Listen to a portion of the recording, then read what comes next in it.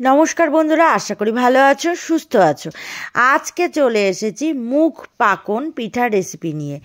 এই পিঠেটি খুবই সহজ আর নরম রসালো মুগ পিঠা বানিয়ে নিতে পারবে খুবই তাড়াতাড়ি। প্রথমে মুগ ডালের একটা ডো তৈরি করে নিতে হবে।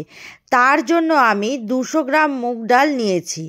একটা কড়াইতে অল্প আঁচে হালকা করে টেলে নেব আর গ্যাসের ফ্লেমটা মিডিয়াম রেখে অনবরত নাড়তে থাকবো। যখন ভাজা ডাল থেকে সুন্দর একটা গন্ধ বেরোতে শুরু করবে, তখন গ্যাস থেকে নামিয়ে ঠান্ডা করে নেব। ডালটা ঠান্ডা হবার পরে জল দিয়ে ধুয়ে নেব। এভাবে কয়েকবারে জল পাল্টে পাল্টে ডাল ধুয়ে নেব। আমি ডালটা প্রেসার কুকারে সিদ্ধ করে নেব।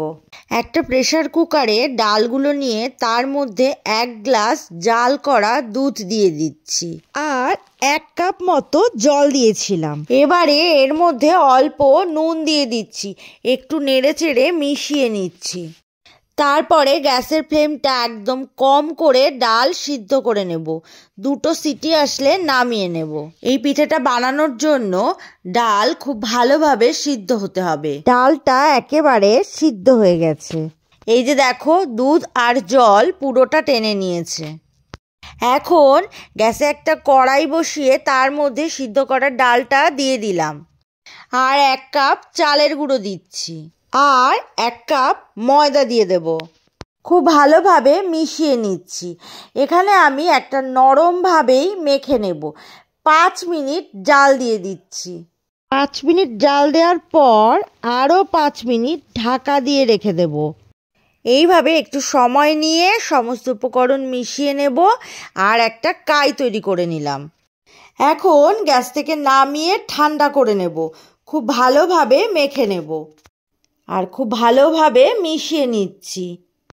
আর এর মধ্যে 1 চামচ হলুদ ফুড কালার দিয়ে দিচ্ছি আর খুব ভালোভাবে মিশিয়ে নিচ্ছি। এইভাবে করলে এই পিঠেটার রঙটা একটু ভালো আসে। এরকম একটা ডো তৈরি করে নেব আর ওপর থেকে তেল দিয়ে দিচ্ছি আর হাতেও তেল মেখে নিচ্ছি। আর এই লেচি কেটে পিঠেগুলো বানিয়ে নেব। এর মধ্যে থেকে একটা করে লেচি হাতে নিয়ে গোল বল করে নিচ্ছি। এটা দিয়ে একটা পাতার ডিজাইন করে নেব। এরকমভাবে একটা প্রথমে শেপ করে নিলাম, তারপর হাতে তেল মেখে নিয়েছি, একটা টুথপিকেও তেল মেখে নিয়েছি। খুব সহজেই যে কোনো নকশা পিঠের গায়ে তৈরি করে নিতে পারবে। এইভাবে সবকটা পিঠেতে পাতার ডিজাইন করে নিচ্ছি। এই পাতার ডিজাইনটা খুবই সহজ। সবকটা পিঠেতে পাতার নকশা তৈরি করে নিয়েছি। কড়াইয়ে তেল গরম করে নিয়েছি, তার মধ্যে একে একে পিঠেগুলো দিয়ে দেব। আমি 2টো করে পিঠে ভেজে নিচ্ছি, যাতে করে একটার সাথে আরেকটা গায়ে না লেগে যায়, সেই জন্য অল্প অল্প করেই পিঠেগুলো ভেজে নেব। 2 পিঠ উল্টে পাল্টে ভেজে নিলাম আর সবকটা পিঠে এইভাবে ভেজে নিয়েছি। এইভাবে একটু লাল করে ভেজে কড়াইয়ের তেল থেকে পিঠেগুলো তুলে নিলাম। এখন একটা চিনি শিরা করে নেব।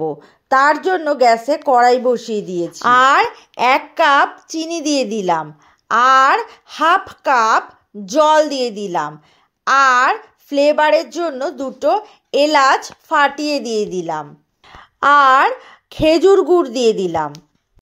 একদম হাই হিটে প্রথমে আমি এটাকে ফুটিয়ে নেব। 5 মিনিট জাল করে নিচ্ছি। শিরাটা তৈরি করে নিয়েছি। এখন এই ভাজা পিঠেগুলো একে একে এর মধ্যে দিয়ে দেব। পিঠেগুলো হালকা গরম থাকা অবস্থাতেই দিতে হবে। এই হালকা গরম থাকা অবস্থায় শিরায় ভিজিয়ে রাখবো 5-6 ঘন্টা। তাহলে পিঠেটা শিরায় ভিজে ফুলে উঠবে আর নরম আর রসালো হবে। এই পিঠেটা তৈরি করে 1 সপ্তাহ রেখে খাওয়া যেতে পারে। এই পিঠেটির রেসিপি যদি ভালো লেগে থাকে তাহলে একটা লাইক, কমেন্ট আর শেয়ার করে দিও। আবারও নতুন রেসিপি নিয়ে চলে আসব। সুস্থ থাকো, ভালো থাকো আর এতক্ষণ ধরে আমার সাথে থাকার জন্য অনেক অনেক ধন্যবাদ।